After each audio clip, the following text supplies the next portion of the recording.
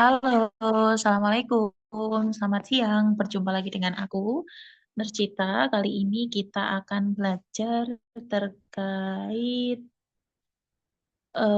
soal-soal di UKOM. Aku izin share screen dulu ya. Jadi nanti kita akan bahas kisaran ada 20 soal. Nanti sama-sama kita analisis dan ini soalnya campuran teman-teman ya. Tidak ada spesifikasi satu atau dua stase, tapi ini campur semuanya. Sebentar ya. Oke, ini soalnya tak besarkan dulu. Terlihat ya? Oke, saya terlalu besar Kak ini Kak ya. Sebentar tak kecilkan. Oke, mari kita bahas mulai dari nomor satu. Nomor satu, seorang perempuan usia 55 tahun dirawat di ruang penyakit dalam dengan ketoasidosis diabeticum, di mana pasien direncanakan pulang dan diberikan terapi insulin 8 unit. Tetapi pasien khawatir tidak bisa menyuntikkan dan takut salah areanya. Apa sih pendidikan kesehatan yang tepat pada kasus tersebut? Apakah kita edukasi terkait cara penggunaan insulin pen? Kita edukasi terkait cara melakukan diet DM yang benar, aktivitas fisik yang bisa dilakukan di rumah, manajemen stres yang benar di saat gula darah naik, ataukah kontrol gula darah ke pelayanan kesehatan terdekat? Kira-kira jawabannya yang mana? Jawabannya adalah kita analisa dulu soalnya. Di sini pasiennya itu dengan KAD atau ketoasidosis diabeticum, kemudian sudah stabil dan direncanakan untuk pulang, kemudian terapi pas pulangnya itu diberikan insulin. Nah, di sini dimunculkan data bahwa pasiennya itu merasa khawatir tidak bisa melakukan penyuntikan insulin tersebut. Maka, pendidikan kesehatan yang tepat dengan masalah yang muncul adalah kita ajarkan terkait cara penggunaan insulin pen ya. Mulai dari menata jarumnya, kemudian kita atur untuk berapa unitnya, kemudian kita juga ajarkan cara untuk saat melakukan injeksinya. Harus dilakukan swab alkohol dulu dan lain-lain ya, sesuai dengan SOP yang biasa kita lakukan. Agar apa? Agar pemberiannya juga maksimal dan tetap dengan teknik aseptik. Gitu ya. Jadi nomor satu jawabannya adalah A. Kita lanjut ke nomor yang kedua. Turun dulu sebentar ya.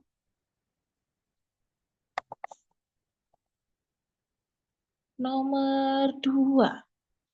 Nomor dua, hasil pengkajian di suatu desa menunjukkan 65% masyarakatnya memiliki kebiasaan membuang sampah di sungai, 45% keluarga tidak memiliki tempat sampah, 23% warga BAB di sungai, 35% warga memiliki kebiasaan merokok di dalam rumah. Apa pengkajian lanjutan pada kasus tersebut? Apakah terkait pengetahuan tentang bahaya membuang sampah sembarangan, pengetahuan tentang perilaku hidup bersih dan sehat, status sosial ekonomi keluarga, jumlah konsumsi rokok sehari, ataukah angka kasus diare? Dari data yang ada, di sini tadi kan dimunculkan data-data, kira-kira pengkajian lanjutan yang sesuai dengan masalah yang terjadi itu apa sih? Kita langsung analisa dari soalnya ya. Di sini sudah bisa terlihat bahwa dalam masyarakat ini sudah tidak melakukan pola hidup bersih dan sehat, di mana dibuktikan dengan buang sampahnya buat bukan ke tempat sampah malah ke sungai dan sudah ada 65% nilainya. Kemudian dari 45% keluarga yang ada di situ itu tidak memiliki tempat sampah, makanya buang sampahnya sembarangan. Kemudian selain di sungai itu digunakan untuk buang sampah, di sungai juga digunakan untuk BAB ya.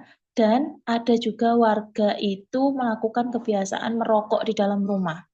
Maka pengkajian lanjutan yang harus dilakukan pada kondisi ini adalah kita harus kaji. Ini kan sudah terlihat sikap dan perilakunya terkait pola hidup bersih dan sehat. Maka kita harus tahu nih, apakah pengetahuan dari masyarakat ini tuh sudah sesuai atau belum sih terkait pola hidup bersih dan sehat. Makanya kita harus kaji terkait pola pengetahuannya atau pengetahuan dari masyarakat terkait PHBS. Kalau memang ternyata perilaku yang dimunculkan atau perilaku yang ditampilkan masyarakat ini itu sesuai dengan pengetahuan mereka yang kurang, maka nanti kita bisa menentukan intervensinya, yaitu bisa kita lakukan edukasi dengan harapan warga itu pengetahuannya bisa meningkat, kemudian perilakunya juga akan bisa berubah ke arah yang lebih baik seperti itu. Jadi nomor dua itu jawabannya adalah B. Kita lanjut ya.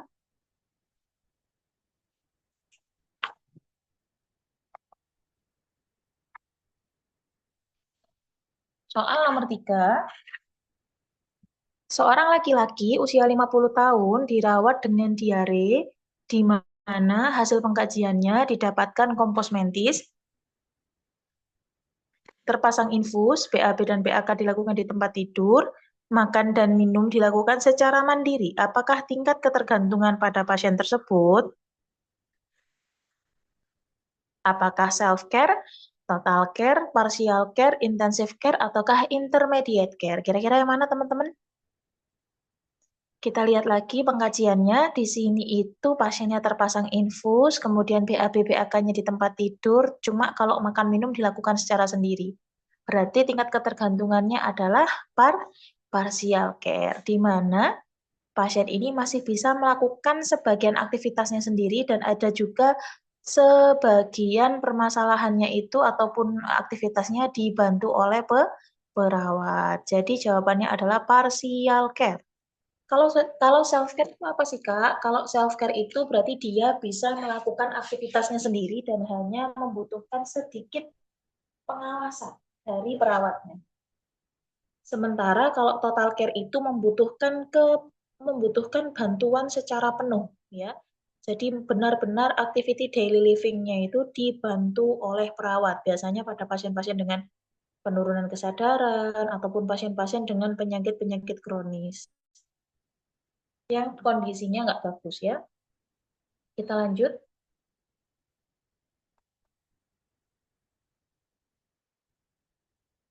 Oke, soal nomor 4, seorang laki-laki 30 tahun dirawat di ruang internal dengan diagnosis luka bakar derajat 3.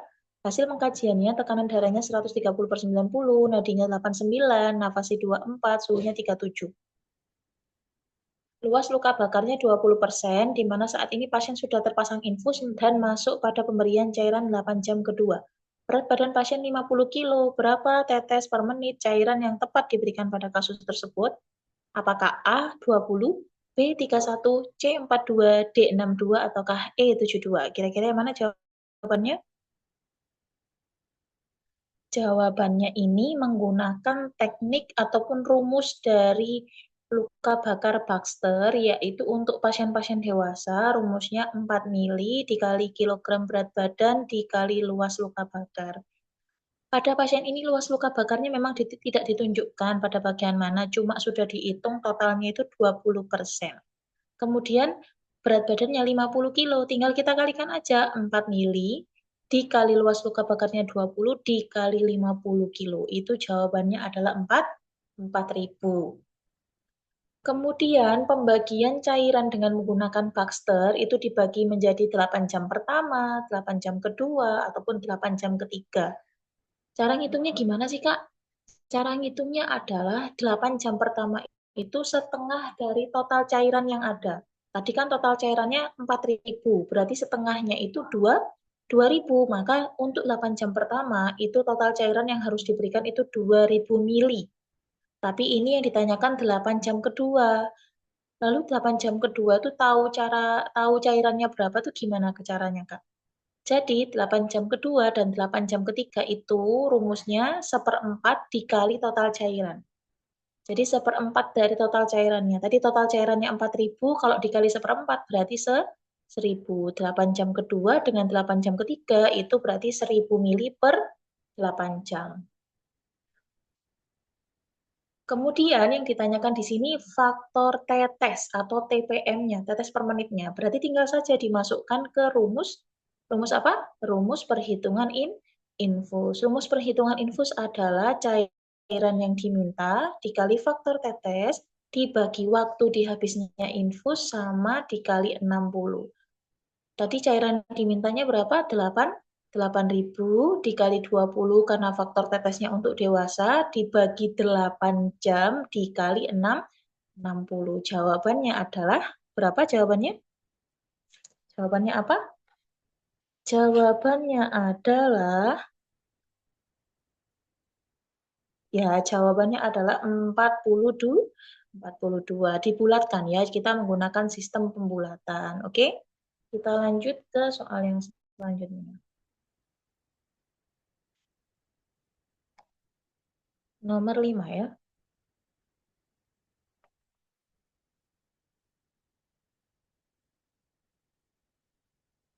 Bentar ya.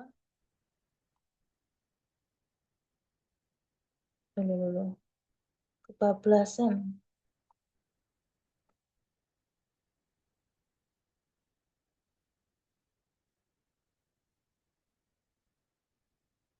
Oke, nomor 5. Perawat pelaksana akan memberikan obat kepada pasien kelolaan, di mana saat memeriksa obat ada perbedaan nama obat antara yang ada di pasien dengan yang tertulis dengan rekam medis. Apa sih tindakan yang harus dilakukan perawat pelaksana tersebut? Apakah langsung confirm ke dokter penanggung jawabnya? Apakah kita lihat ulang di catatan obat pasiennya? Ataukah kita laporkan kepada ketua tim? Yang D itu konfirmasi dengan farmasinya, ataukah langsung kita membuat laporan kejadian. Kamu sedang mau memberikan obat, kamu cross check nih obat yang ada di kotak obat pasien kamu dengan yang direkam medis ini nggak nggak sama ya, nggak match. Terus apa yang kamu lakukan? Apakah langsung telepon dokter? Ini kok obatnya seperti ini? Apakah seperti itu? Ataukah kita lihat ulang dulu catatan obat pasiennya?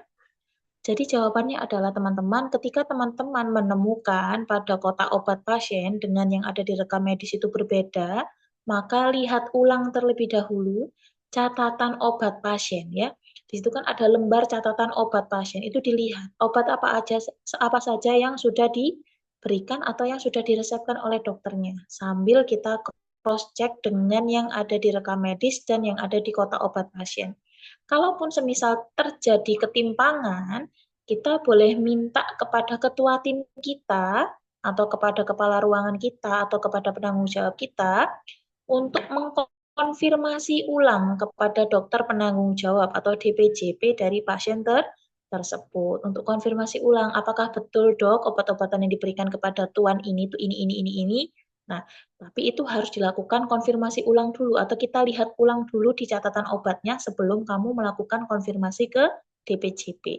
Takutnya kita yang salah, takutnya kita yang kurang teliti, akhirnya mengasumsikan kalau itu catatan obatnya berbeda. Padahal kalau misal kita lihat, oh ternyata sama kok, mungkin aku tadi yang salah baca. Jadi itu tadi ya, kenapa kita lihat ulang, yaitu kita double check atau kita cross check ulang ya, agar untuk meminimalisir kesalahan yang terjadi.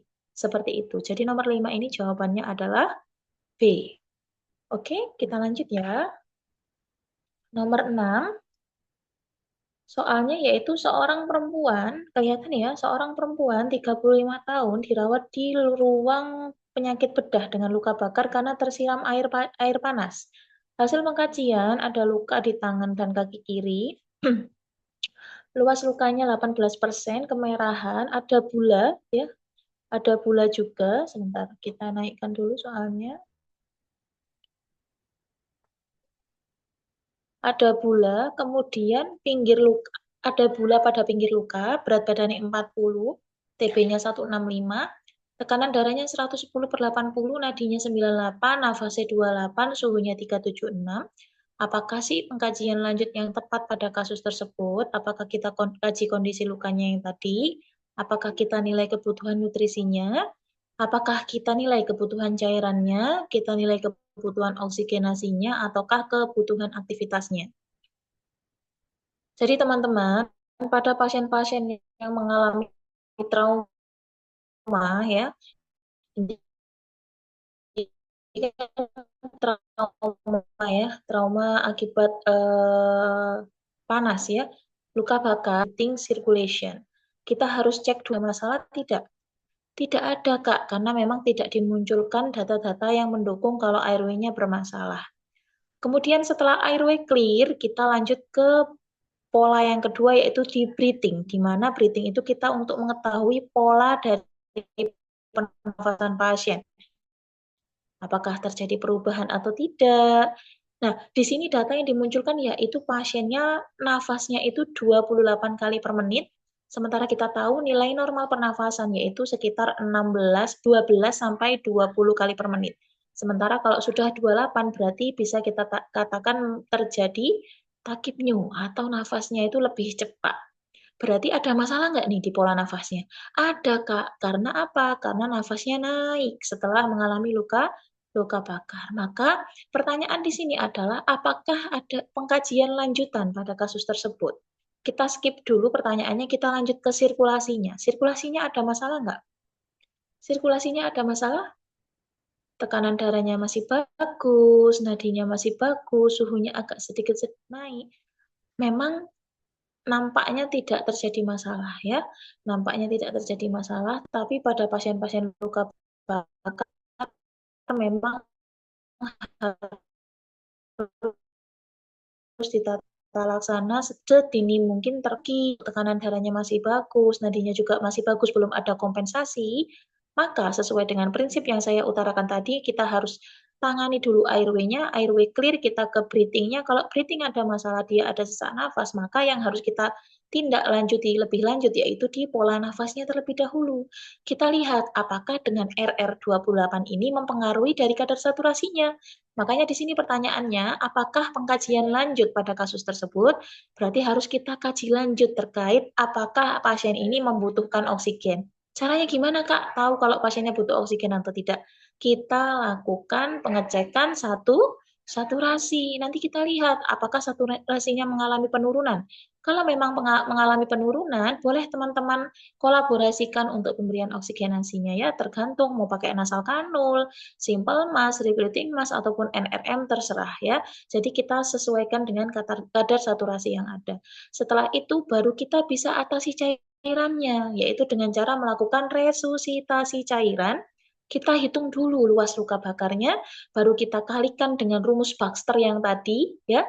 Nanti kita bagikan 8 jam pertama cairannya itu berapa, 8 jam kedua, 8 jam ketiga, sambil kita monitor terkait intake outputnya, terutama output urinnya, apakah masih di dalam rentang norma atau tidak.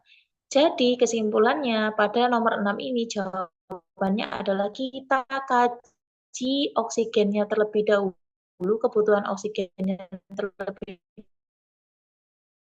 dahulu dengan pengukuran kadar saturasi untuk mengetahui apakah sesak nafas yang terjadi ini kadar saturasi oksigen dalam darah. Oke, gejala D.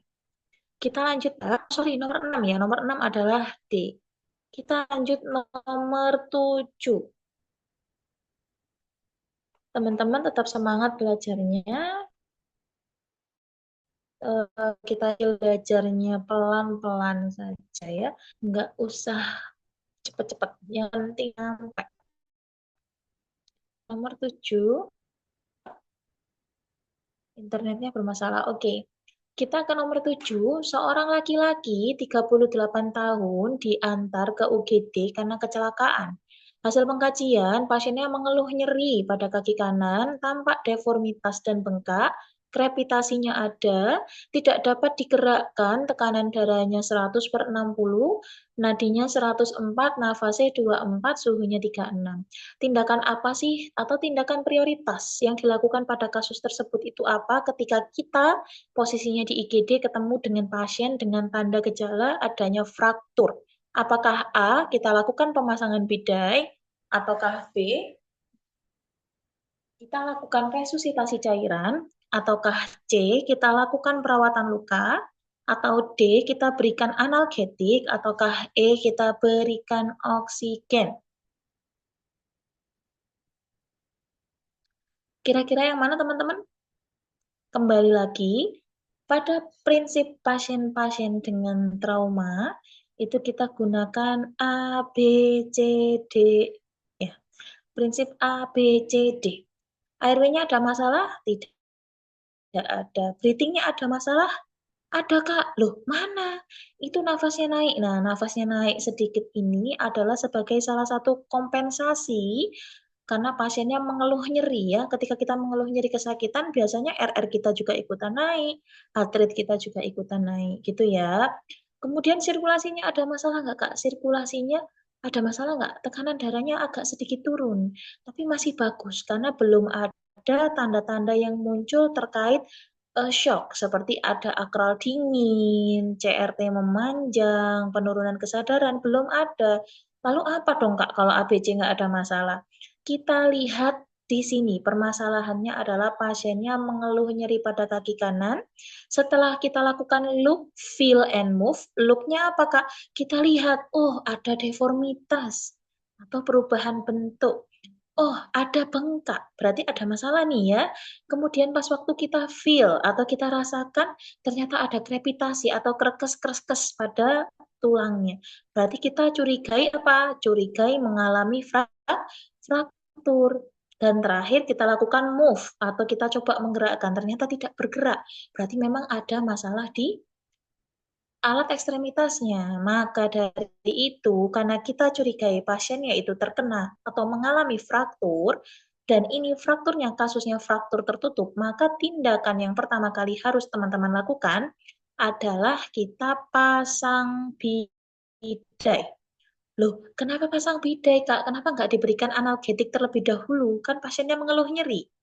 Karena kita fokuskan untuk mengimobilisasi kaki yang mengalami luka. Kenapa? Karena jika kita biarkan tidak kita imobilisasi, nanti khawatirnya fraktur yang terjadi itu bisa mencederai jaringan di sekitarnya ya. Karena kita kan nggak tahu nih bentuk frakturnya seperti apa. Takutnya nanti kalau dibiarkan saja, dia malah melukai jaringan yang sekitarnya, dan bisa jadi yang awalnya fraktur tertutup menjadi fraktur terbuka. Nanti malah lebih bahaya. Kemudian, setelah kita lakukan imobilisasi, teman-teman diperbolehkan untuk memberikan analgetik, tapi harus kolaborasi dan harus disesuaikan dengan kadar dari skala nyeri yang dirasakan oleh pasien ya. Kita kolaborasikan dengan dokter yang ada di situ. Kalau semisal teman-teman bertemu dengan pasien dengan luka fraktur yang terbuka, di mana perdarahan yang ngucur banyak ya, perdarahan yang ngucur banyak, kemudian dia mengeluh nyeri, maka fokus untuk atasi ataupun cegah ataupun minimalisir perdarahan yang terjadi dengan menggunakan balut tekan ya. Kalau semisal balut tekan ini tidak bisa mengatasi dari perdarahan yang terjadi akibat fraktur terbuka, maka boleh teman-teman lakukan pengikatan dengan torniket di atas luka. Dengan tujuan apa sih Kak? Kok harus diikat sama torniket? Untuk menghentikan perdarahan yang terjadi. Tapi lagi-lagi saya ingatkan, ketika penggunaan torniket ini itu harus sesuai dengan SOP. Gimana Kak? Kok sesuai dengan SOP? Nah, torniket ini tuh harus dipasang hanya 15 menit. Kenapa harus 15 menit aja, Kak? Setelah itu gimana?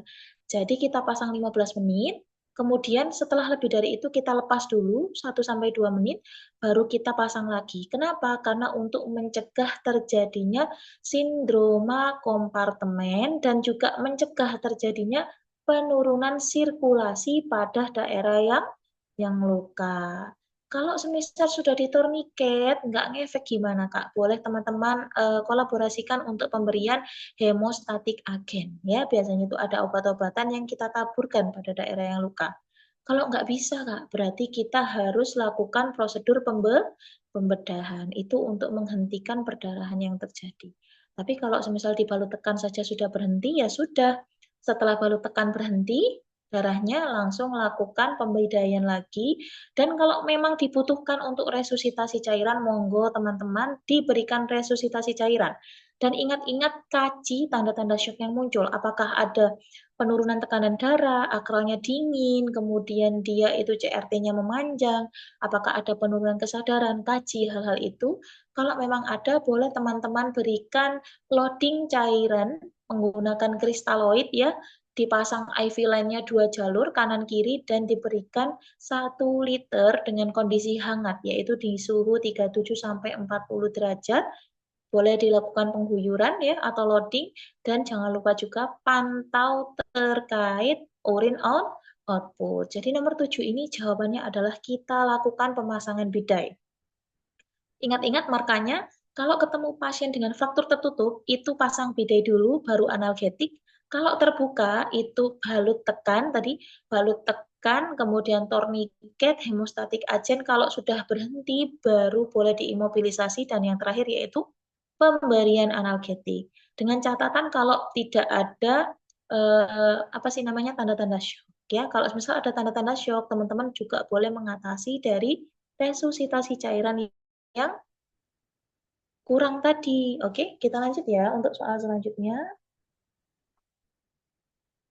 Soal nomor 8.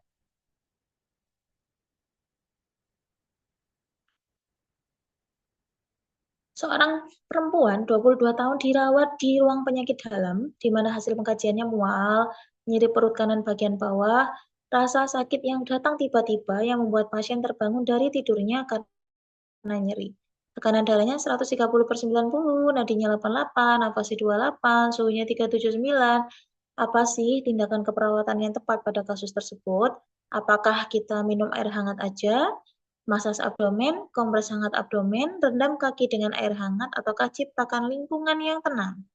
Pada kasus ini itu nyerinya tiba-tiba muncul, ya, tiba-tiba muncul dan merasa mengganggu sekali di kualitas tidurnya. Maka yang bisa kita lakukan apa dengan kondisi seperti itu adalah kita bantu untuk kompres hangat bagian perutnya dengan harapan jika diberikan kompres hangat, rasa nyeri yang dirasakan oleh pasien ini bisa berkurang ataupun bisa menurun. Jawabannya adalah nomor 8 itu C.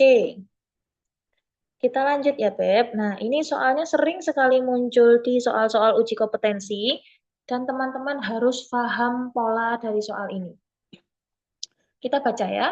Seorang perempuan usia 22 tahun G1B0A0 hamil 35 minggu di mana dia datang ke poliklinik KIA untuk periksa kehamilannya.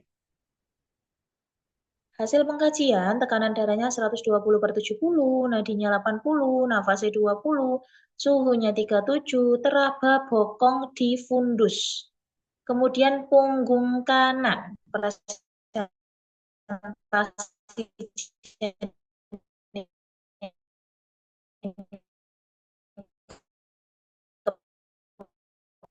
kepala dan sudah masuk PAP.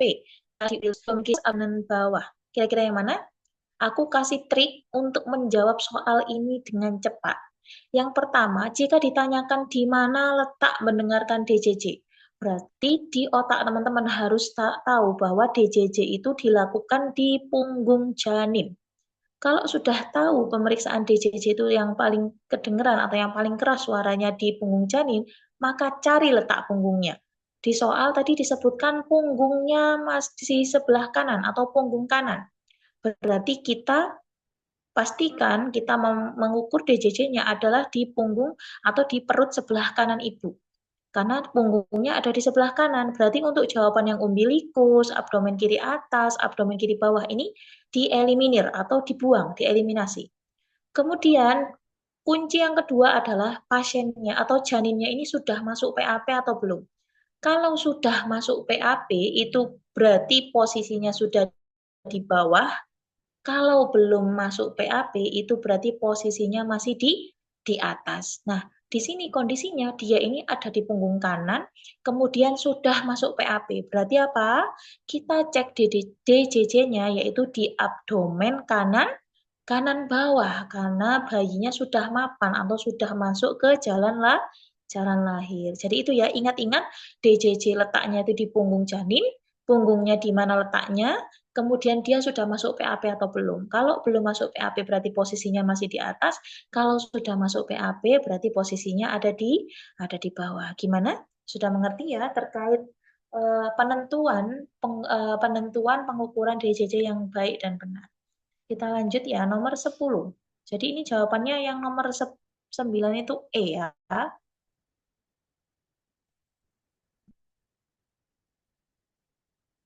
Nomor 10. Hasil kunjungan menunjukkan laki-laki 17 tahun, di mana keluarga itu menyatakan takut jika anaknya terlibat dalam pergaulan bebas, sehingga sangat ketat dalam mengatur jam bermain, tidak memperbolehkan keluar rumah selain sekolah dan les, serta anak dituntut untuk patuh pada orang tua. Hasil pengkajiannya apa sih, Kak? Anaknya tampak diam, menundukkan kepala, kontak mata kurang. Apa sih masalah keperawatan yang tepat pada kasus tersebut? Jadi masalah keperawatannya apakah perilaku kesehatan cenderung beresiko, manajemen kesehatan tidak efektif, coping individu tidak efektif, gangguan proses keluarga, ataukah resiko perilaku kekerasan? Kira-kira jawabannya yang mana? Jawabannya adalah, oke, di sini dilihat. Seorang ibu ini overprotektif dengan anaknya yang usia 17 tahun karena ditakutkan anaknya ini masuk ke pergaulan yang kurang bagus. Makanya dia minta anaknya untuk hanya stay di rumah saja tanpa melakukan pergaulan, kecuali dia harus sekolah dan les.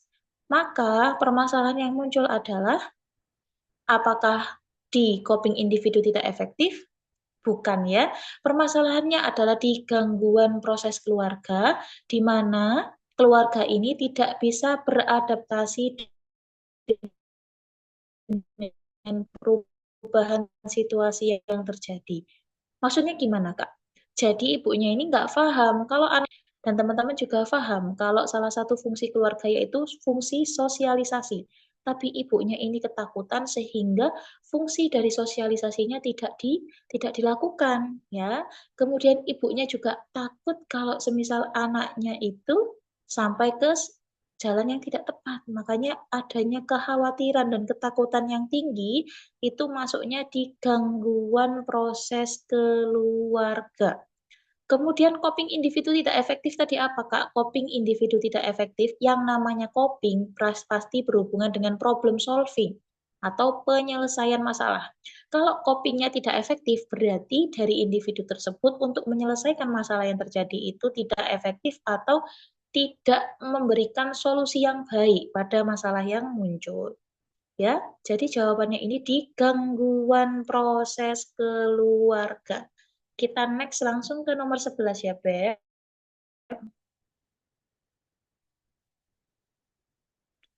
Nomor 11, seorang perawat menerima telepon dari seorang yang mengaku anggota keluarga pasien dan menanyakan informasi terkait, menyampaikan bahwa belum bisa memberitahukan info. Ya, maksudku kok hilang. Loh, close.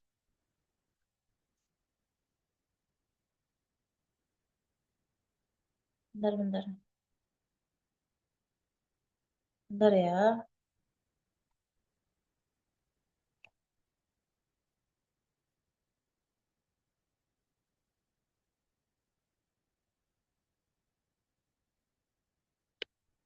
Sebentar ya, Beb. Ngeheng, ngeheng.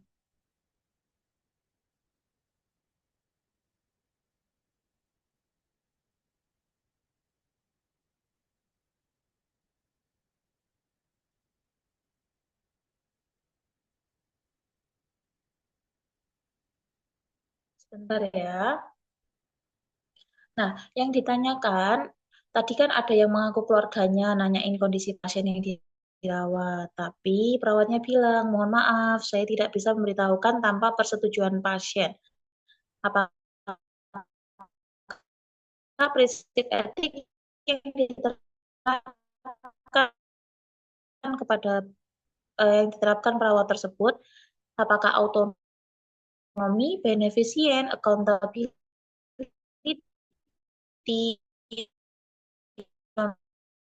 menjalin maleficent? Jawabannya adalah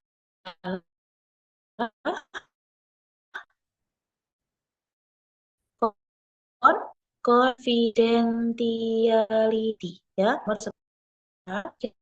Orang lagi di ruang penyakit dalam PJK, di mana hasil pengkajiannya sesak memberat saat beraktivitas, nyeri dada skala 3, hilang bulu, nadinya 110, nafasnya 26 dengan O2 nasal 3 liter per menit. Apa sih masalah keperawatan pada kasus tersebut? Apakah keletihan, nyeri akut, intoleransi aktivitas, pola nafas tidak efektif, ataukah penurunan curah jantung?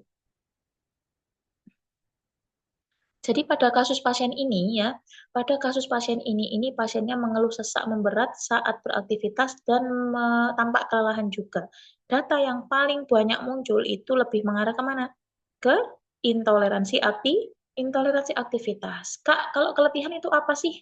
Nah, keletihan itu adalah sebuah kondisi di mana kamu itu merasa lelah yang ketika kamu istirahatkan, lelah itu tidak berkurang. Itu namanya keletihan. Kalau nyeri akut, pastinya ada rasa nyeri yang dirasakan dengan skala nyeri yang muncul. Kemudian pola nafas tidak efektif itu diagnosanya diangkat jika ada sesak nafas, ada perubahan pola nafas, ada penggunaan otot-otot bantu pernafasan, ada penggunaan cuping hidungnya jadinya positif, itu masuknya di pola nafas tidak efektif. Kalau penurunan curah jantung itu berarti adanya masalah di volume sekuncup jantung atau ejection fraction. Normalnya ejection fraction seseorang yang sehat itu di atas 50%.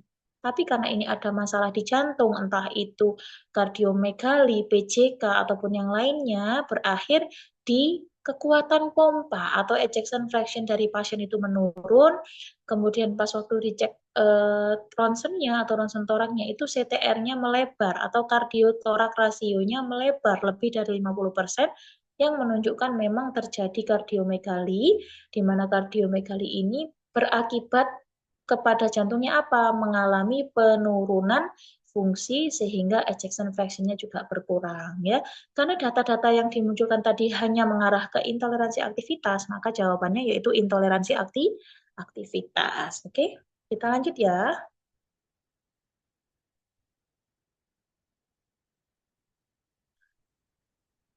Kita sampai nomor 20 ya. Nomor 13, seorang laki-laki 65 tahun datang ke puskesmas dengan luka di kaki kanan akibat tertusuk kayu 2 minggu yang lalu. Hasil pengkajian terdapat pus pada luka GDS-nya 200.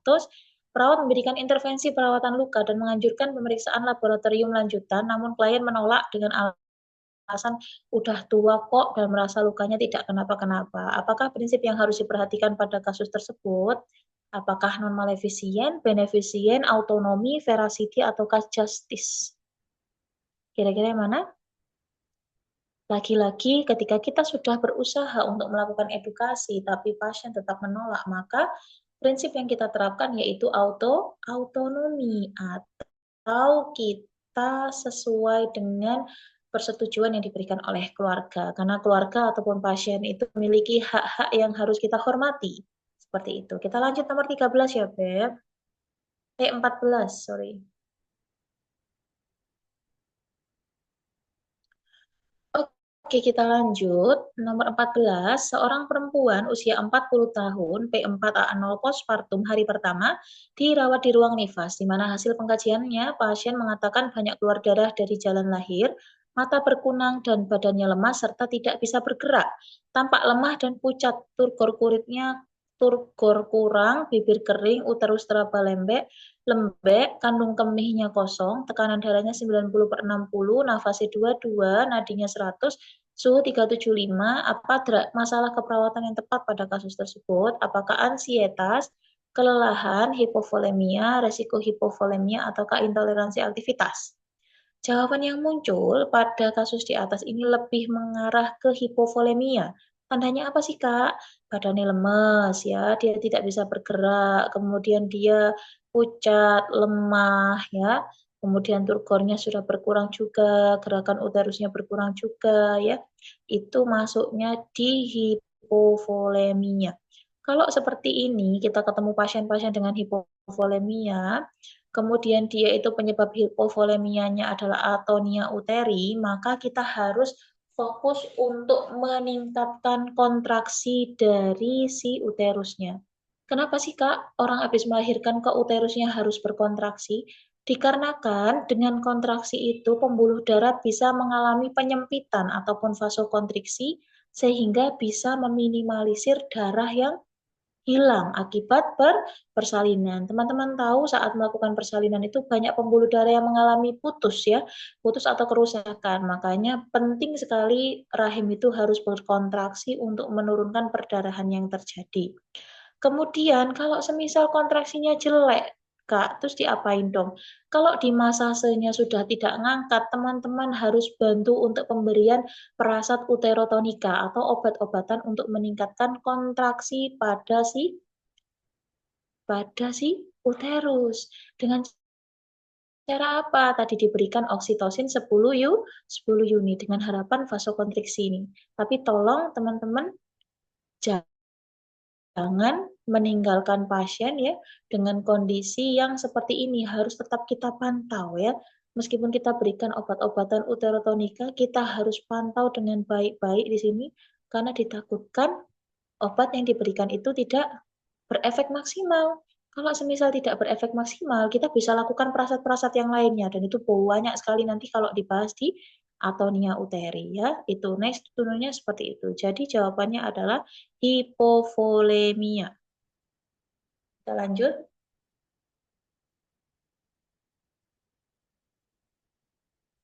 Ini nomor 15. Seorang perempuan 31 tahun dibawa ke RSC karena marah-marah dan bicara sendiri. Keluarga mengatakan pasien dirawat untuk ketiga kalinya karena putus obat. Hasil pengkajian, pasien mengatakan melihat bayangan hitam dan sering membuat pasien kesal karena sangat mengganggu. Apakah pengkajian lanjutan pada kasus tersebut?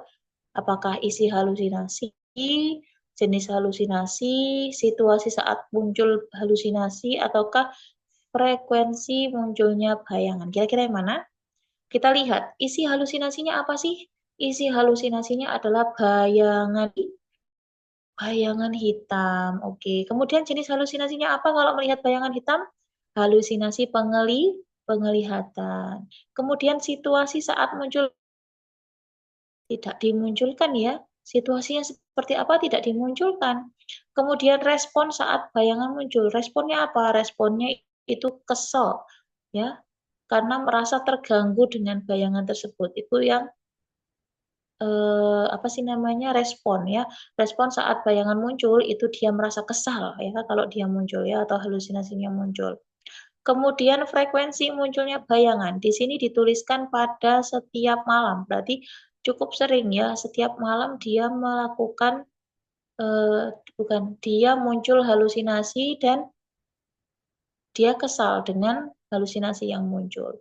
Kemudian ini pertanyaannya adalah apakah pengkajian lanjutan pada kasus tersebut yang belum dikaji pada pasien yaitu ya betul. Yang belum dikaji yaitu situasi saat muncul halusinasi.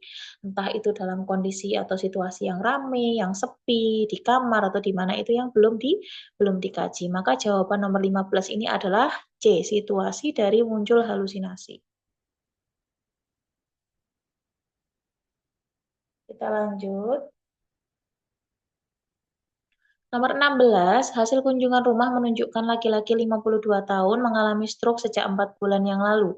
Perawat mengajarkan klien latihan rentang gerak secara pasif di tempat tidur. Perawat meminta keluarga untuk melihat cara memberikan latihan tersebut. Sebentar ya, aku scroll dulu.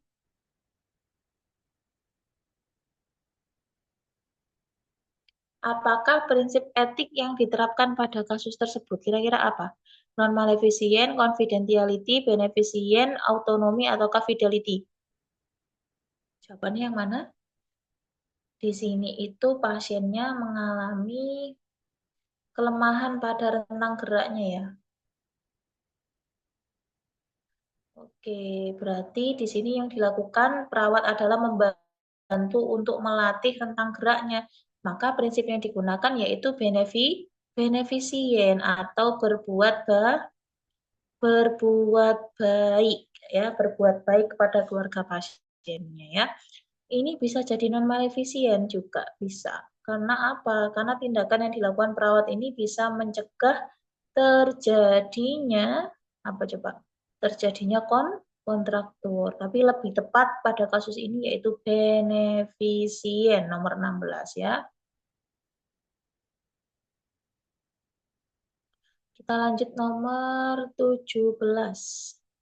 Perawat melakukan kunjungan rumah menemui laki-laki 30 tahun dengan diagnosis TB paru 1 tahun yang lalu. Klien mengeluh batuk berdahak, nafsu makannya turun, cepat lelah saat beraktivitas. Hasil pemeriksaannya suaranya nafas longki, nafasnya 2-3, perawat memberikan intervensi inhalasi sederhana. Apakah evaluasi sumatif pada kasus tersebut? Ini pertanyaannya adalah evaluasi sumatif. Teman-teman harus paham evaluasi itu ada evaluasi formatif dan ada evaluasi sumatif. Evaluasi formatif itu dilakukan sesaat setelah melakukan tindakan atau evaluasi jangka pendek. Kalau sumatif itu evaluasinya jangka panjang. Contohnya seperti ini. Evaluasi formatif itu kayak kita memberikan latihan tarik nafas dalam. Ayo Bu, tak ajarkan tarik nafas dalam gunanya untuk mengurangi nyeri ya. Kita ajarkan, setelah kita ajarkan kita suruh ulang lagi. Gimana tadi tarik nafas dalamnya? Itu namanya evaluasi formatif. Tapi evaluasi sumatif adalah tujuan kamu melakukan tarik nafas dalam tadi apa? Menurunkan angka nyeri. Maka evaluasi sumatifnya yaitu pasiennya mengalami penurunan rasa nyeri. Contohnya seperti itu. Nah, di sini ada suara nafas rongki, nafas 2-3, perawat memberikan intervensi inhalasi sederhana, maka evaluasinya apa? Sumatif. Sumatifnya apa? Sumatifnya adalah klien dapat mengeluarkan dahak. Karena apa? Tujuan dari inhalasi adalah mengencerkan dahak yang kental. Kalau sudah diencerkan, evaluasi akhirnya harapannya kliennya bisa ngeluarin dahaknya maksimal ya dengan cara batu efektif. Jawabannya nomor 17 adalah kita lanjut ya. Yang nomor 16 tadi jawabannya apa, Rek? Beneficient ya. Beneficient itu C. Kita lanjut nomor 18, dua soal lagi ya. Bayi perempuan 2 minggu dirawat di ruang perinatologi dengan hisprung. Hasil pengkajian rewel, muntah, distensi abdomen, riwayat mengeluarkan mekonium terlambat, nadinya 120, nafasnya 40, suhunya 376. Saat ini menunggu jadwal operasi. Apa masalah keperawatan pada kasus tersebut? Kira-kira apa? Apakah hipertermia, konstipasi, resiko infeksi, defisit nutrisi, ataukah gangguan rasa nyaman? Apa hayo? Apa hayo masalahnya? Apakah konstipasi? Nah, di sini dilihat konstipasi ada nggak? Di sini konstipasi itu dia ada distensi abdomen iya, kemudian ada muntah juga iya, terus pengeluaran mekoniumnya terlambat, itu masuk di konstipasi. Hipertermia ini belum bisa diangkat, suhunya masih naik sedikit, resiko infeksi bisa saja, tapi datanya kurang. Kemudian defisit nutrisi ini tidak dimunculkan berat badannya ya, dan gangguan rasa nyaman juga tidak. Maka yang paling tepat yaitu konstipasi, 18 itu A. Kita lanjut. Nomor 19, seorang laki-laki 52 tahun diantar ke UGD karena kecelakaan. Hasil pengkajiannya somnolen, gargling, jejas pada leher dan bau, darah keluar dari hidung dan telinga, lecet pada tangan kiri, tekanan darahnya 100/70, nadinya 105, fase 28. Tindakan yang tepat adalah dia ada somnolen, ada gargling ya. Kalau gargling kemudian dia ini ada jejas pada leher dan bahu, darah keluar dari hidung dan telinga. Kira-kira dilakukan apa? Gargling, gargling, gargling, gargling. Apa coba? Dilakukan suction ya. Kalau teman-teman ketemu pasien dengan gargling, itu bisa teman-teman lakukan lock roll. Kalau lock roll nggak bisa, nggak mungkin kan boleh dilakukan suction dengan catatan ada alatnya ya. Dilakukan suction untuk mengeluarkan cairan yang tertahan ya. Gargling atau berkumur-kumur itu diakibatkan adanya cairan pada jalan nafas, makanya harus segera di suction.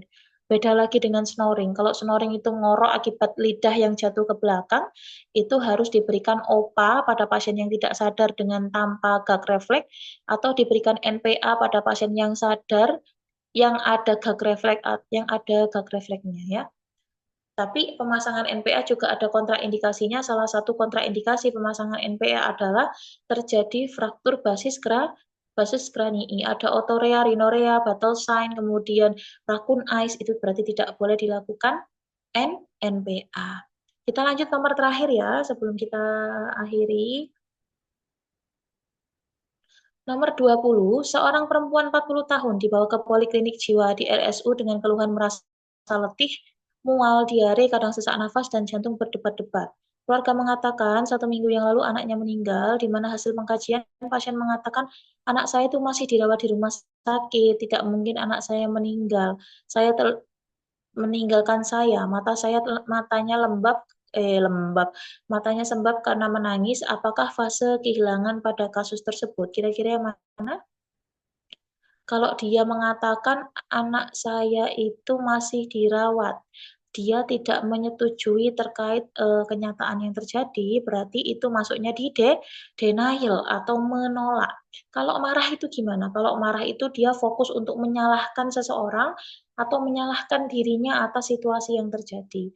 Kalau denial itu menolak, menolak bahwa itu tuh, kenyataan ya. Kalau bargaining itu tawar-menawar, andaikan dulu saya seperti ini, andaikan seperti ini itu namanya bargaining. Kalau depression itu sudah masuk di fase yang paling sedih, di mana teman-teman hanya bisa menangis, meratapi akan apa yang terjadi, itu masuknya depression. Dan yang terakhir itu adalah acceptance, di mana acceptance ini adalah teman-teman sudah berhasil melewati 4 fase berduka dan sampai di fase penerimaan, yaitu menerima kondisi yang terjadi pada dirinya ya, itu masuk di acceptance. Tapi karena kasus ini dia mengelak bahwa anaknya itu sudah tidak ada, maka itu masuknya di denial. Oke, sudah selesai. Terima kasih teman-teman semua yang sudah antusias untuk belajar bersamaku. Tetap semangat untuk belajarnya, tetap pantengin terus channel YouTube aku dan TikTok aku juga. Kalau teman-teman mau mutualan bareng aku di IG, boleh berkunjung ke IG aku juga, namanya sama, Narcita, cuma bedanya A-nya di belakangnya ada 2 ya untuk IG ya. Kalau untuk TikTok dan YouTube sama saja. Teman-teman jangan lupa kalau memang materi ini bermanfaat, dukung terus aku agar aku tetap semangat untuk berkarya. Dengan cara apa? Dengan cara subscribe, like, dan share materi-materi yang ada di channel YouTube-ku. Jangan lupa dikasih tahu teman-teman yang lainnya bahwa memang ada channel YouTube yang fokus bahas di keperawatan untuk khusus UKOM-nya ya.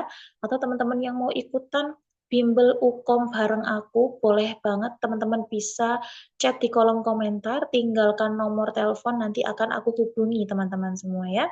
Oke, sampai jumpa di lain waktu, kita besok ketemu lagi. Sampai jumpa. Nanti setelah ini kita up untuk materi ini di YouTube. Jangan lupa ditonton sampai selesai karena ini materinya daging banget. Oke. Semangat terus belajarnya dan yuk kompeten bareng Nurse Cita. Sampai jumpa. Bye bye.